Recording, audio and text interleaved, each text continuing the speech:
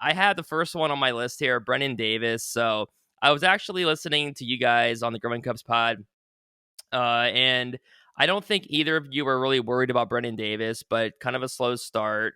But yeah, so what's up with Brennan Davis?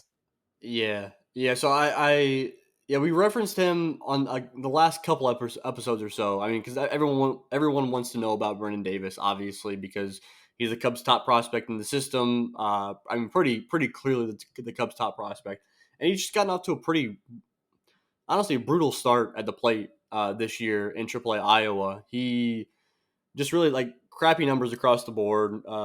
Batting average, on base percentage, OPS, strikeouts, walks, like everything not very pretty. He's been out for about a week or so now. He's got I think Tommy Birch over at the Des Moines Register reported that he has some lower back tightness. So I to me, a part of me is kind of like hoping that has been a lingering issue all season. That's kind of like impacted his performance on the field. But even if not, I think that you can't get too worried about what Brennan Davis is doing at the play. I mean, he's. I reminded Jimmy on our last episode that Brennan Davis has barely had more than a full season's worth of games played in the minor leagues, and like we forget that because he's in AAA now. You know, it's kind of like the Nico Horner effect, where like Nico like zoomed up to the big leagues, and it's like, all right, he's here now. But Nico got no games in the minors, is what basically happened. And so like Brennan Davis, we're seeing the same issue, but the difference is that like Brennan Davis is like hit his way up to AAA. So I'm not too worried about him. I think if he comes back from whatever this injury is or this ailment is, and I think if he continues to struggle, I'll be more worried than I am right now. But I think I'm not like actually worried until he puts together a full season of really rough Yeah, baseball. yeah, yeah, and like, yeah, for all the minor leaguers in general, I know it's kind of all over the place, but yeah, you figure with 2 years ago with the COVID and not players, no minor leagues, players not playing, and it's been an erratic for everybody, obviously, but especially even like on the baseball side for minor leaguers, it's been just kind of all over the place and trying to Yeah, man. adjust to new leagues and everything. Yeah, it's like it's crazy to think like some of the jumps these guys have had in the lost seasons. I mean, like the Cubs had several guys that missed all year last year with injury, and it's like okay, it's rough missing 1 year of like one full year of baseball because of injury. Period, whether it's Tommy John or ACL or like whatever the reason is. But then you tack that onto the fact that it was a year removed from like no minor league baseball happening at all. It's like that's 2 straight years of no in-game action, and that's brutal, man. Like that. I know some guys have come out of this and looked a whole lot better, but like you can't like discount the fact that a guy might be 23 now, having not played above like single A ball. It's like that's not his fault, you know. Like Riley Thompson Right. is what like 20 25 years old or so, playing in Double A and like get like knocking on the door to Triple A. And people are like, oh, well, like, he's already 25 years old. It's like, oh, yeah, but he hasn't really played since 29 or since 2019, you know? So it's weird for these guys' development. I don't envy the situation that they're in for sure. Braylon Marquez. So I think we've talked about him in the past. He obviously pitched like, I don't know, very briefly in 2020 with the Cubs, and he's out right now, right, with the injury. What's his outlook, I guess, for this team? I mean, for him, and you look ahead, and obviously the Cubs are just kind of at the major league level, they're just kind of all over the place with players, so it's kind of hard to know like where he might slot in, or really the opportunity might be there when he's ready to come back because it's so all over the place. His issues coming into this year were COVID related. I know he came in and I think he might have had some visa issues or something, and then he had some COVID issues where he got a late start to the year, and this is coming off a season where he missed the entire year last year because of a late start, and then I think COVID, and then he ended up having a shoulder issue. I think is what it Yeah, was, shoulder. and don't mark me on that, Yeah. but he had an injury that he missed the entire season last year, and so. We saw some pictures. Rich Biesterfeld, who does great photography. He does some work for us at Northside Bound and just posts some great work over on Twitter. He's down in Arizona and he gets a lot of the rehabbers and the guys working down at Mesa. And he got a photo, I believe it was yesterday, of Brennan Marquez working down there. So that's always good to see him in uniform, putting in work. My guess is that he'll be assigned to Double A. That's if he doesn't have like a rehab assignment. Like we saw Cole Roeder have like a kind of a rehab assignment in Myrtle Beach to start off, but outside of a rehab assignment, Braylon Marquez will be in Double A Tennessee to start off this year. I don't know. I view him as a reliever. I've viewed him as a reliever for the past few years or so. I think he can be a super valuable multi inning reliever, and I think the baseball is going to that way anyways, right? Where it's like guys are just pitchers, and I know that we've heard Jed Hoyer say so many times, like, oh, like Braylon Marquez is our pitching weapon. It's like, I mean, he continues to use it for Brennan Marquez, but it's like that's kind of like how pitching is in general now, right? I mean, Justin Steele's being used in what, like 3 or 4 innings. Keegan Thompson's being used in that role out of the pen, now out of the rotation, maybe a little bit. I mean, that you just need innings. I think that like I haven't really talked with anybody about this before, but I've been thinking about it. I feel like in today's baseball, especially now in like now that the NL has the DH, I think you can use like pitching weapons more often because you're not worried about like having to pinch hit for a guy in a certain situation. You're not worried about like that pitching spot coming up back in the batting order and like having to get him a certain number of bats or having to pinch hit for him and stuff like that. I think you can just like, hey, like go get me 3 or 4 innings and then piggyback another guy for 3 or 4 innings. And I don't know. I think that today's baseball, like I think teams that value that, like the Rays or like the Cubs potentially might be doing, like there's a lot of value to do that. Like I think that says something. I think Brendan Marquez could be that guy that's a multi-inning guy. He's not gonna be a workhorse. Like I don't think Brendan Marquez is gonna go Yeah. out there and get you 200 innings a year and be like a guy that like it's disappointing if he doesn't get 8 innings. Like, but that doesn't mean he's not valuable. I don't know if we've talked about it before, but you brought up the DH in the NL. Are you a fan of that, or would you rather it be like it used to be, pitchers batting? I'm a fan of both the AL and the NL having the same rules. So if it were up to me, I would say that neither league had the Right. DH, but like they weren't gonna take the DH away from the AL. So I was pro DH in the NL. You know what I mean? Yeah. I I really like. I mean, now they've gone all in on it, so I don't see them change it. Like I think now it is what it Yeah. is. Hmm. There was that thing being tossed around a lot that basically like linking the DH to the starting pitcher. And that would basically go against everything I just said about like having pitching weapons go multiple innings. But like I was a huge fan of that proposal, or like it wasn't really like an official proposal, but I was a big fan of that, right? Where it's like, let's see a guy like DH for the starting pitcher. It incentivizes teams for like leaving their starters in longer, and therefore like incentive like that like promotes more offensive production for starters that are kind of towards the end of their legs in like the fifth and sixth inning. So, um, and it also kind of keeps the strategy in the game, where it's like, okay, we lose our DH when we remove the starting pitcher. Now we got to come back and start pinch hitting for relievers and stuff like that. So I was a big fan of that, but I think now that it's full DH, I think it's full DH. Miguel Amaya, I know we've talked about him before. He has Tommy John surgery going on, or he's had the surgery, I think, right? And now he's just recovering from that. Yeah, man. Well, first of all, I love that you're just kind of like going down the list of. I mean, like, you like gave me the list of names before we came on, and I appreciate that. But I was like, I'm down to talk about like whatever players. Like I'm you like toss whatever player my way, That's and what I I'm like figured. game Yeah, for that's it. what I figured. So Yeah, I'm game for it always. Miguel Amaya, yeah. I think it might not have been Rich. It was somebody posted a video, or it was on Miguel Amaya's Instagram story. I think actually, he posted a video of him throwing down in Arizona. So yeah, he had Tommy John this past off season, early in the off season, I believe is what it was. So he missed almost the entire year last year because he had like the forearm injury, and you're always worried like with the forearm injury that's going to turn into like something more. It did. Obviously, he had Tommy John early last off season. And so to me, like I have zero expectations of Miguel Amaya getting innings in behind the plate this year in 2022. I think if he does, like that's like awesome. That's icing on the cake. He'll probably get some DH innings first. Like he'll get some at bats in, probably Tennessee, somewhere like that. But like I'm not worried about him at all behind the plate, even post Tommy John.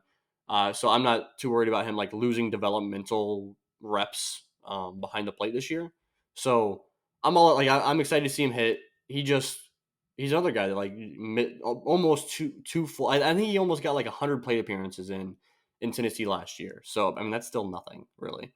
So he's pretty much missed 2 straight years, and he's like dropped down my like prospect rankings just because of Tommy John and I'm excited to see him maybe next year get like a full years of at bats, probably in like AAA Iowa, and be knocking on the door. I don't think that he's a guy like, I think some fans with Miguel Amaya were really hoping that like he would make the idea of trading Wilson Contreras super easy. Like I thought like there were a lot of fans saying like, oh, like, well, we got Miguel Amaya, like he's the next starting pitcher or starting catcher of the future, like we can just trade Wilson Contreras now, it's okay. And I I said a while back, I said it like a few years ago, and I got some heat about this, that I think that Miguel Amaya is a guy that could be a really like it could be a good starting catcher on like a non-playoff team, you know, and I think that he could be a really good like platoon, not necessarily platoon, but like, because I hate using the word platoon now because I think that people like always associate platoon with like left right splits,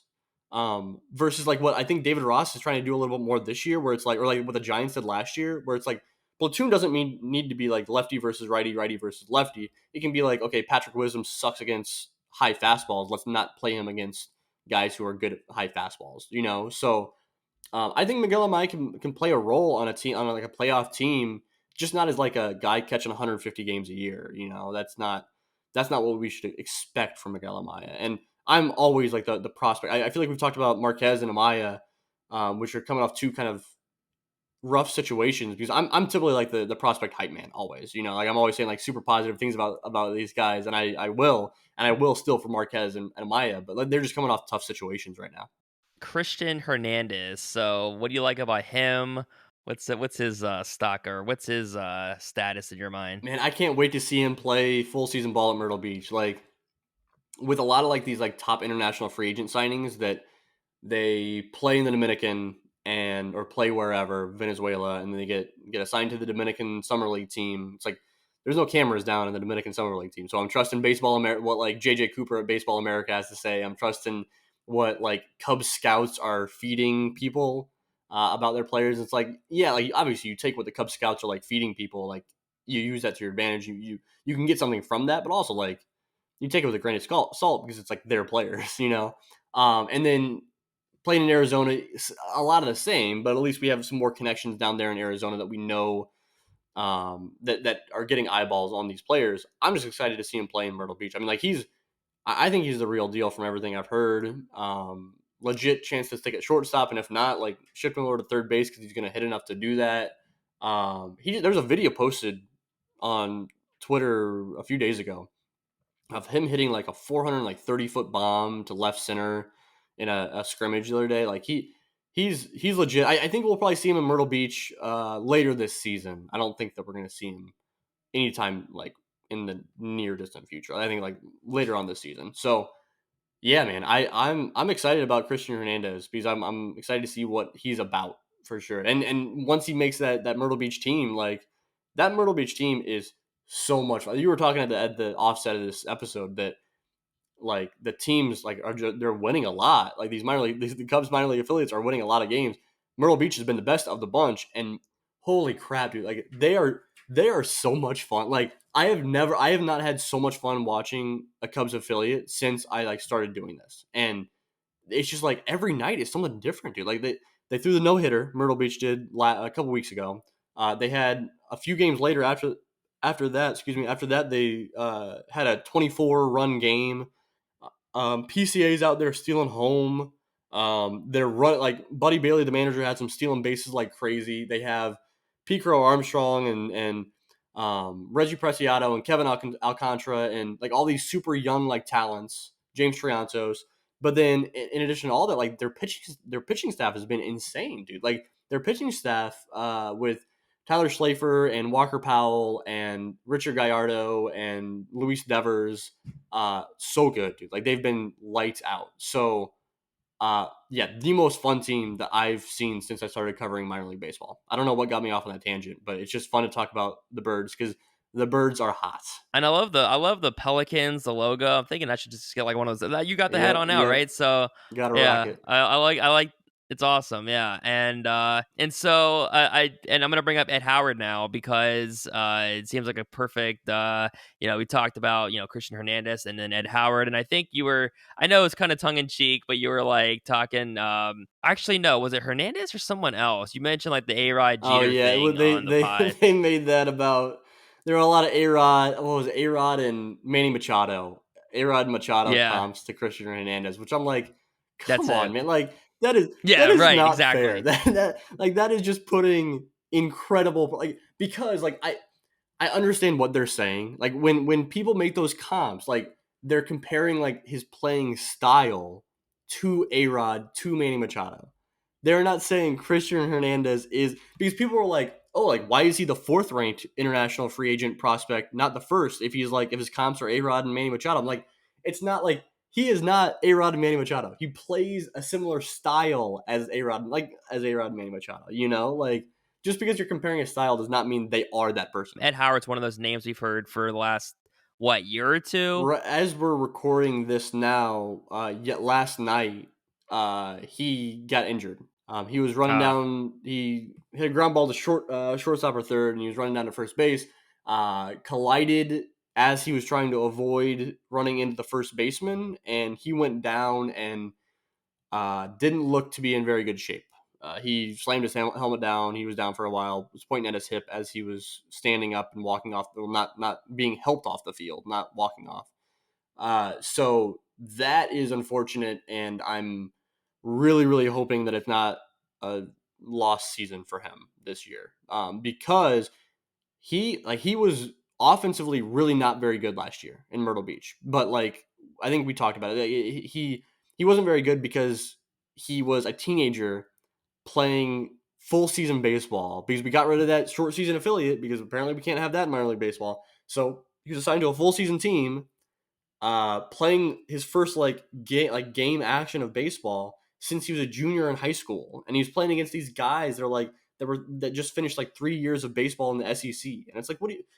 No, like he's not going to be good. So that was unfortunate, but it was a really good sign that the Cubs promoted him. Like for to start off this year, they sent him up to South Bend, and they said like we're going to challenge you again with a higher up level in high A, and so that was good to see. And he was really looking good. Like I honestly don't know what his stat line looks like outside of his like strikeout and walk rates, but his strikeout rate was down like almost like 10% from last year. Like it's like the low 20s, and his walk rate is up close to 10%. Like those numbers were very good, and he like looked a whole lot better at the plate. He was spitting on sliders out of the zone.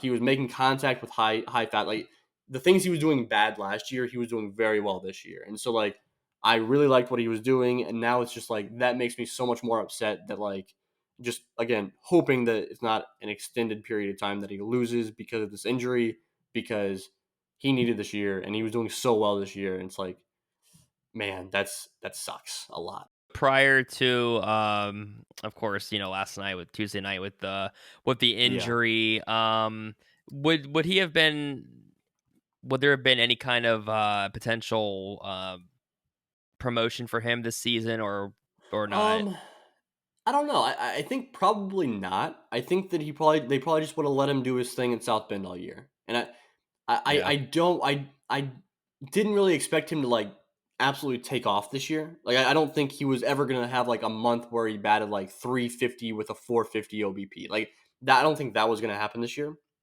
But this year was kind of like a year to say, oh, like there was a reason why I was a first round pick, and like in addition to my really good defense at shortstop, I can be good at good enough at the plate too, and then like let him kind of take off more and more next year. So I think he's probably going to spend the whole year at South Bend, and then it's kind of like a one level per year kind of thing with that Howard, right? Like last year in low A, this year in high A, next year in double A, the year after in triple A, and then we see him in Chicago. Like that. My thing is like once you get like up to like double A, pretty much if you're on the 40-man roster in double A, like you can be called up to the big leagues at any point. Like it just takes a hot stretch and you're in the big leagues. If the same thing can be said if you're not on the 40-man roster and you're in AAA, right? Like it doesn't take much. It's like once you're up there, like you're pretty damn close. So that's why it's so hard to predict. Like a lot of people are like, oh, like what's PCA's timeline? What is Kevin Alcantara's Yeah. timeline? It's like Right. I generally you generally like follow the rule of thumb. It's like one level per year. That's like the base at what you start with, and then but like it's never that way. Like guys never spend one full season at every affiliate before getting up to the bigs. Like that doesn't happen. Like they perform well, they get a promotion. They slow up, they get held back. It's it's never like super straightforward, but Yeah.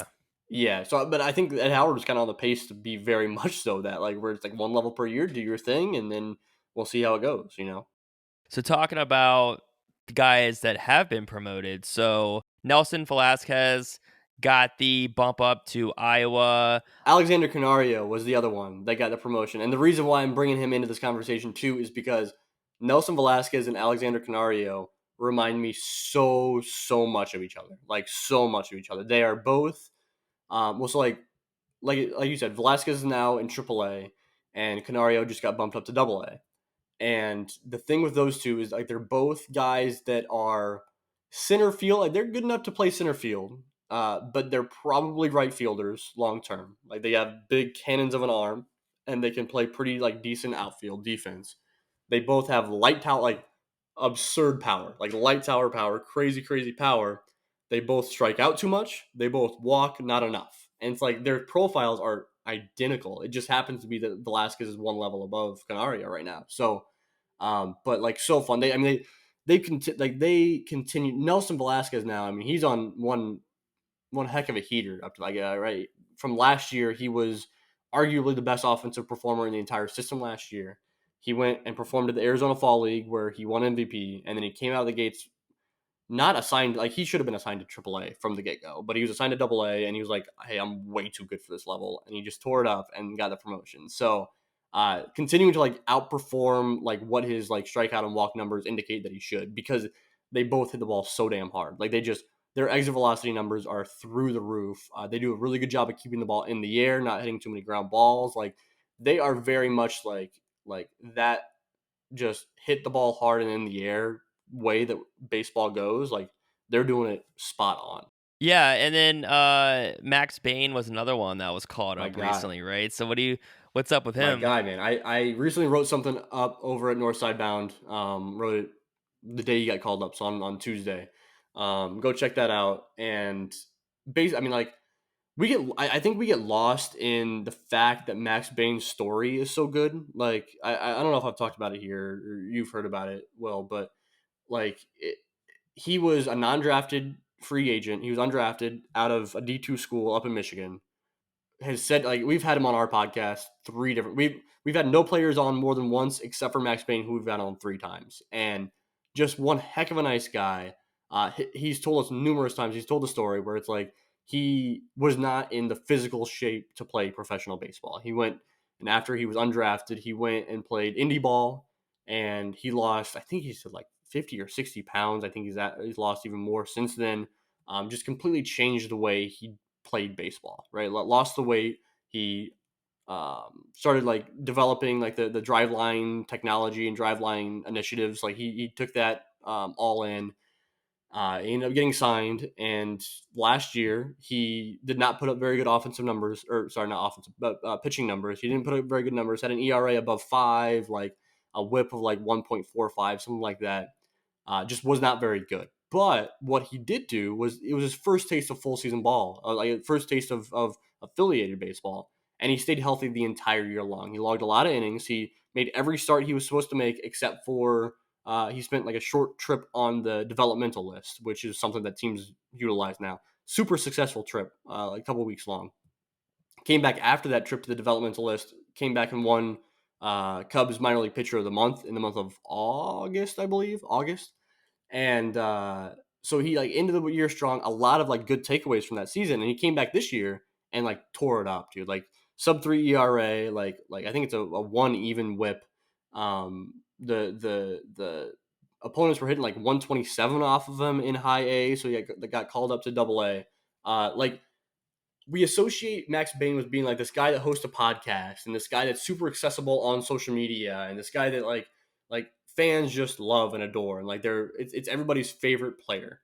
But like all that is true, right? Like all that's true, and I want people to keep saying those things about Max Bain. But also, the dude is good at baseball, man. Like we can't let like those it's a good story, like he's a quality human being, like take away from the fact that like he is really good. He's got a fastball that sits in the mid 90s. He's got a slider that's very good. He's working on that changeup. Like he's got good stuff. He's a good player. He's in the upper minors now. Like it's not. I said it in this article that I wrote it's not like a homer thing to say that he has a major league career, and I feel like a lot of people up before this year thought it was like, oh, like you just like Max Bain, you just want him to be a major league player. It's like, well, he really can be. Like he's proving that he can be a major league baseball player. That's really cool to hear. Yeah. Wilson Contreras is a guy right now who I'm thinking is probably going to be traded unless they get an extension. Obviously, you probably trade him. So, do you think for the Cubs and for Contreras, even, do you think it makes sense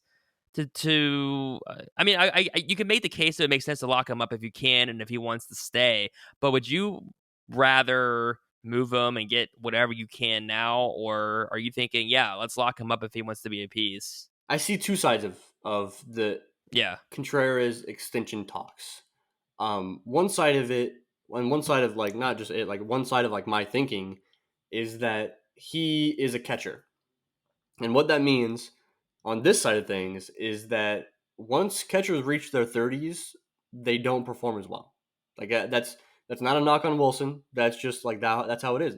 The wear and tear of working behind the plate is brutal. And I know that it helps now that there's a DH, and so he can take less innings behind the plate. But like that doesn't take away from all those innings he's already logged back there, and he's gotten a lot of innings behind the plate the last few years. So that part of me says like, why would you give a catcher a long term extension for a lot of money? Because that just doesn't make any sense. The other side of things is that he's a catcher. So I said the same thing, but it means something different because he is a good offensive performer. There are not very many good catchers in Major League Baseball. For this is a tale as old as time. Like there's just not very many good catchers, and the fact that you not only have one of the like not only have like you have one of the best offensive performers and defensive for that matter, one of the best catchers in Major League Baseball on your roster right now. After you get past like what the top like 8, top 10 catchers in baseball, like the rest of them aren't very good. Like they just don't exist. That's how it is. And so that side of me says, well, if you have that guy on your roster, extend him because you got to like if you don't have him, then who do you have? The number like anything after like the first 8 catchers or whatever it is like not very good. So I see both sides of it. I don't have an answer. I know there's not like we just talked about Miguel Amaya. He's coming off Tommy John surgery. Like we can't expect him to be the starting catcher in Chicago next year. Like that's if he can be like that's awesome. Like I'll take that every single day of the week and twice on Sundays. But we just can't expect that to be the case with Miguel Amaya. So there's not anyone there to kind of like be ready to replace Wilson. Like we know PJ Higgins is down in AAA. But like we're talking about like a franchise type catcher. I don't know if like the Cubs don't necessarily have that. So I see both sides of it. I think if you're trading him, like, dude, I mean, he's the best catcher in baseball right now. Like this season, he's been terrific. Uh, if the Cubs are clearly not good this year, like they're not competing for a playoff spot. My thing is, there's nothing stopping you from trading him right now. I don't know. I can see shopping around, and hey, like trade him and then do the thing where you're trying to sign. Like I know Cubs front office hasn't done that, but like trade him and try to sign him in the offseason, like why not? Bryce Ball for Jock Peterson, Kevin Alcantara, Alexander Vizcaíno for Anthony Rizzo, Alexander Carmago, Caleb Killian for Chris Bryant, and even the Yu Darvish trade. You go back a little bit further. So, looking at all these returns, I mean, we know. We're going to talk about PCA here in a second, but, for Baez, but whether it's Pete Crow-Armstrong or the rest of those guys I just mentioned, it looks like a good return on the Cubs side of things. Or even with the Darvish trade, do you think many of those guys have a chance to, make it to the majors with the Cubs? I think they did well with those trades. Like just kind of overarching, like I think they did well with the trades. Now to say like not all of them will make the major leagues. Especially like the Yu Darvish trade, right? That was just for a whole bunch of young guys. That was Owen Casey, who was a Yeah. teenager at the time. Yeah. Mm-hmm. That was for Yison Santana, who was a teenager at the time. Yep. That was for Ismael Mena, who was a teenager at the time. Yep. And that was for Reggie Preciado, teenager at the time. And Zach Davies, not teenager at the time. But those 4 guys, like you can't expect, like if you get 2 of those 4 to the majors, that's a success. Like you're not expecting all those guys. So we saw Owen Casey super successful last year, not as successful this year. We saw Yason Santana the opposite, really bad last year, really good this year. And then Reggie Preciado, really good last year, not good this year. They're young guys, dude. Like they're gonna go through some growing pains, especially when there's no short season ball, like I said, anymore. They're gonna go through some growing pains. You can say that with those four guys that they got in the Yu Darvish trade. You can say that about like Kevin Alcantara, who they got in the Rizzo trade. You can say that about PCA, which we haven't seen growing pains from him yet, but we can talk about that about him with Javi. Like these super young guys, they're gonna go through growing pains, dude. Like it's gonna happen. So they targeted during that like trade deadline plus Yu Darvish like thing. They targeted two different types of players. It was super young dudes that were literally teenagers, or it was guys that were already on 40-man rosters but still had a lot of upside, right? So like Alexander Canario is a guy, Alexander Vizcaino is another guy, Caleb Killian, different story, but also like he's Rule 5 eligible at the end of the year. Basically the same story. So you're getting guys that basically like roster decisions had to be made. I think they trusted their scouts with a lot of those trades. I think they trusted their scouts pretty hard. You got a guy like PCA who played in what like two or three professional games before they got him. You got a guy like Daniel Palencia who they got in the Andrew Chafin trade, which no one had really seen. He got in like one or two games as a professional, you know. So like those are like big time scout. Like, they're trusting their scouts. Like they trusted what they had to say. And it's paying off. Alfonso Rivas, so I've seen people before he came up, people were talking about how they wanted to see him up and see what he can do. And, he hit a home run Tuesday. I think he knocked in a run or had a hit or so today. So, what do you think about Rivas and even his, outlook going forward? Dude, I love Rivas, man. Like I've been talking on like going on and on and on about some of these players, but I can do that for Alfonso Rivas all day, dude. Like I the dude is just like a professional at bat every single time he strolls the plate. It's so much fun. I think that he got dinged. I don't think. I know he got dinged and continues to get dinged because like he doesn't look like a first baseman. He's not a towering guy. He's like what 6 foot tall, 5'11". What like he's a small guy playing first base, not hitting for like a lot of power. But the dude makes a lot of contact. He makes good quality contact, and he draws a ton of walks. Now he hasn't drawn as many walks this year as what he has in the past, but like also he's kind of had a weird situation this year. Uh, he's just a professional hitter. He's great, a great defender at first base. I think he can play some left field. They haven't really played him like a ton out there. Like they haven't like given him a chance to prove that. I think he can play some left field. I actually interviewed him when the Iowa Cubs came and played the Columbus Clippers last year, and I interviewed Alfonso Rivas on the field, and I asked him about like his flexibility playing some left field. He said he did it in high school. He did it in college. He played a lot of left field. He played at Arizona in college, and he said he feels comfortable out there. That if the team needs him to play out there, that he will. But he's also very valuable as a first. Like he's a really good defensive first baseman. So I don't know, man. Like I think that Alfonso Rivas can be a starting first baseman on a team that competes for a World Series title. Now, he can't be. He's either got to develop more power, and that's a possibility. He can do that, or the Cubs just need to put some more power around him. Just because like we fall into this trap of like, okay, a first baseman has to hit for power, and then like there's all these like the prototype type players, and it's like, oh, a center fielder doesn't have to have power, but like they just need to hit for a lot of contact. Okay, like what if your first baseman does that? Like what if your first baseman is the guy who makes a whole lot of contact and gets on base and plays good defense, and then your center fielder has some pop? Like maybe Nelson Velasquez plays out there in center field in the big leagues. I don't think that that's like his long term fit at all, especially when you have a guy like Brennan Davis. But like maybe that's Nelson Velasquez playing a position that you don't expect a lot of power from, and he supplies that, and that kind of offsets the lack of power at first base from Alfonso Rivas. So, yeah, I think Alfonso Rivas is very, very good, dude. I think that he has already shown the ability to kind of take first base away from Frank Schwindel, and I don't think that's a fluke. Pete Crow-Armstrong, of course, we've been mentioning him all night. So, first off, the Mets are playing really good ball right now. They traded him for Baez. Baez isn't even part of the Mets anymore. So, is that a fleece for the Cubs to get PCA? And also, is he getting? You think he's getting promoted? I mean, some point this season, right? Well, dude, you can't forget that Trevor Williams was a part of that deal. Oh, right, yeah. Yeah, that's right. I did forget about that. Dude, I forget about it sometimes too. I mean, Trevor Williams with his 8.5 ERA this year, whatever it is. Yeah. No, dude, I Yeah, think that yeah, yeah, I love Javier Baez is one of my favorite players of all time. Love Javier Baez. Pete yeah, Crow-Armstrong has yeah. been so good, dude. Like, I was very like, don't go back and look at my like preseason prospect rankings because PCA is way too low. And my reasoning behind that, like I stand by my like reasoning behind keeping him lower on my prospect rankings is because he was coming off a major surgery. He is a defense first center fielder, and that brings a lot of like that brings your floor up as a prospect if you're a Gold Glove caliber defender in center field. But I was just worried about his ability to either make more.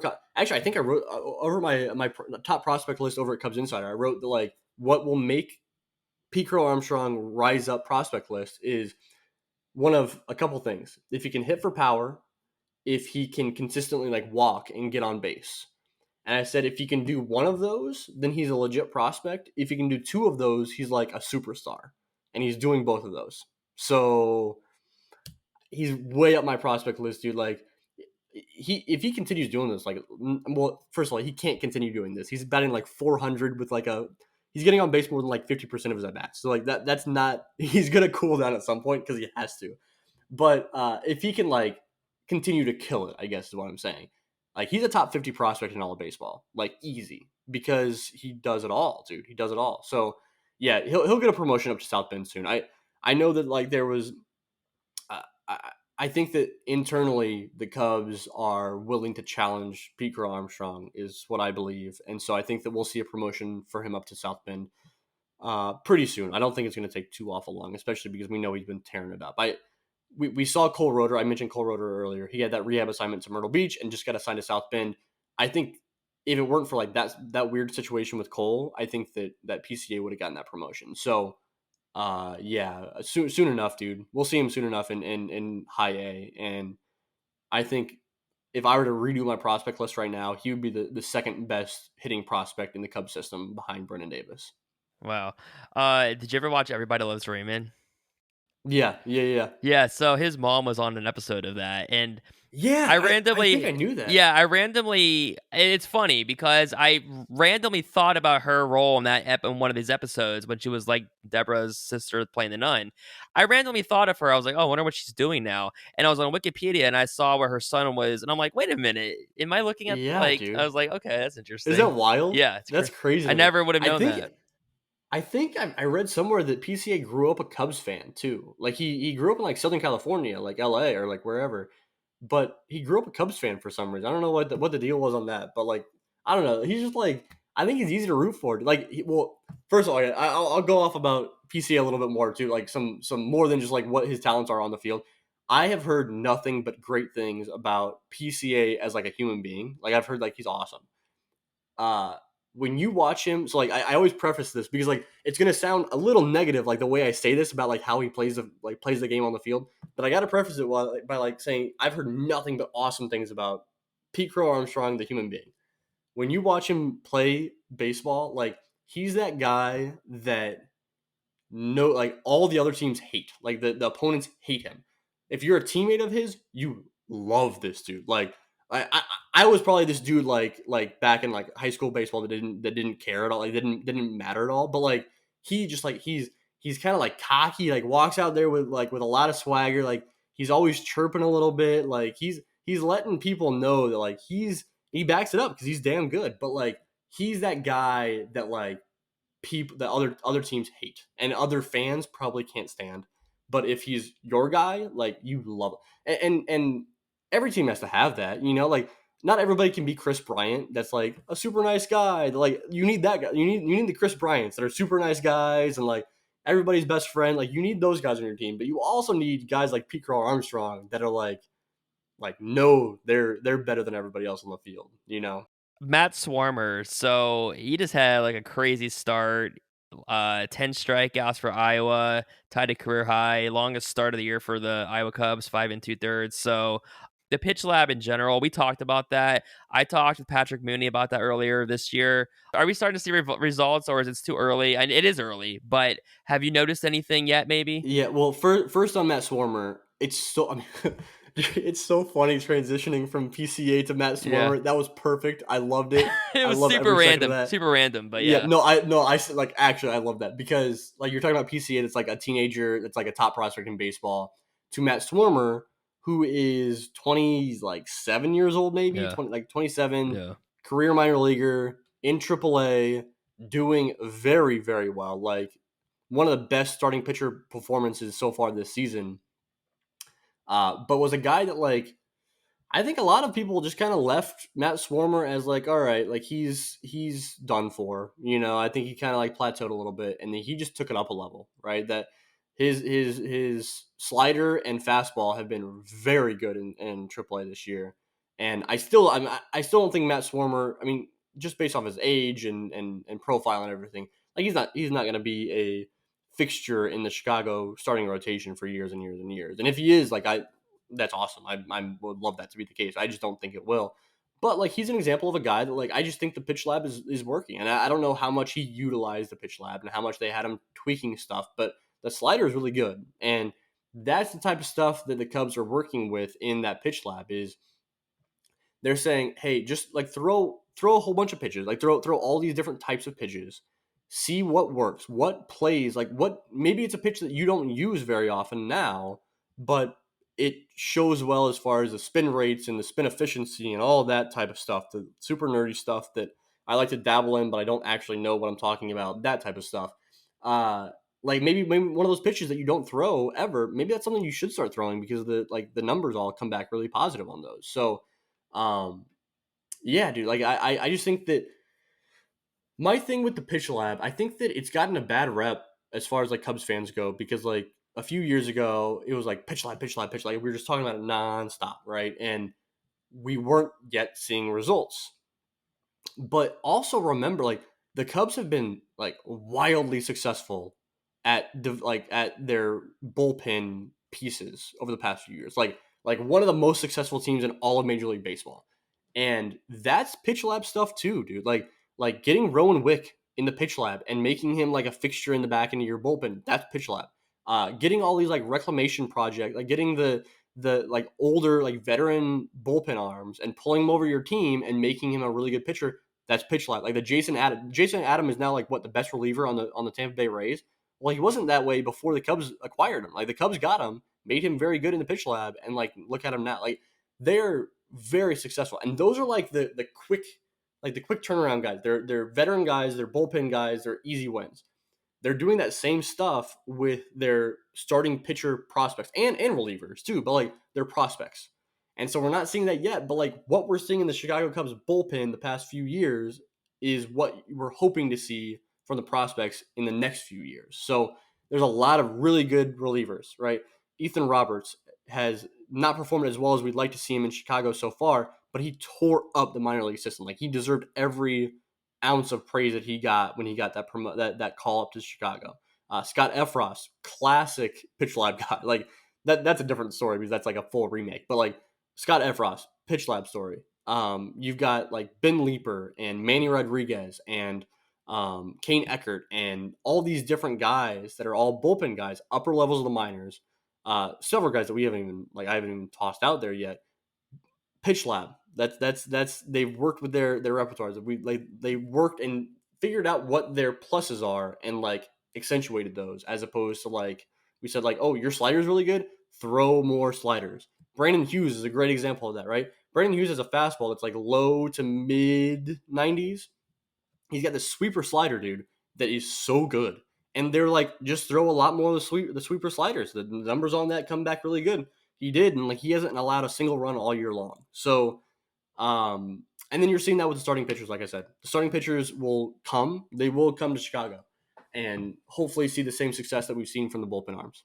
Whether it's Brennan Davis or whoever, what guys are you maybe looking at to get a chance at to be on the Chicago Cubs this year? What are we kind of looking at there? As far as you're looking at guys mostly in Iowa right now, right? Brennan Davis, I know he got off to the tough start. All he has to do is Brennan Davis has been like a he's always at the new level he's gone to. He's always taken a little bit of time to adjust and then taken off. So hopefully he had that little time to adjust early in the season and he'll take off now. We could see Brennan Davis in Chicago. Caleb Killian has been very good in Iowa this year, starting pitcher. We could see him in Chicago. I think not could. We will see Caleb Killian in Chicago this year. Nelson Velasquez is another guy. He's already on the 40-man roster. He's up to AAA now. He kills it. There's going to be a sell-off at the trade deadline. There's going to be open spots in Chicago. We'll see Nelson Velasquez probably in Chicago. The bullpen arms that I mentioned before, right? Like Ben Leeper could be in Chicago this year. Manny Rodriguez if he gets healthy. Kane Eckert, we could see him for sure. But then besides that, the only other guy that I'll mention, he's always been intriguing to me. Christopher Morel is just an interesting player, man. Like he's in Double A right now, and he can absolutely afford to be in Triple A. Like he should be in Triple A. I don't know how he hasn't gotten the call yet. He should be there. He, I always, I always describe Christopher Morel as like the most exciting bench player of all time in Chicago. Like he is just like a light version of Javier Baez, where fast but like quick hands, hits for some power, like hits for a decent amount of power because he hits the ball hard, strikes out too much, walks not enough. But Morel plays all over the diamond. Like he last year in between Double A and Triple A, he played all three outfield positions and then third, short, second. So he plays all over the diamond and he plays really good. Got a really strong arm. Like I think we see him in Chicago because he just like fulfills so many different positions and he's got speed and all those different qualities, you know. So I think he can spend a large chunk of his career in a major league bench role, getting a decent amount of at bats because he plays so many different positions, you know.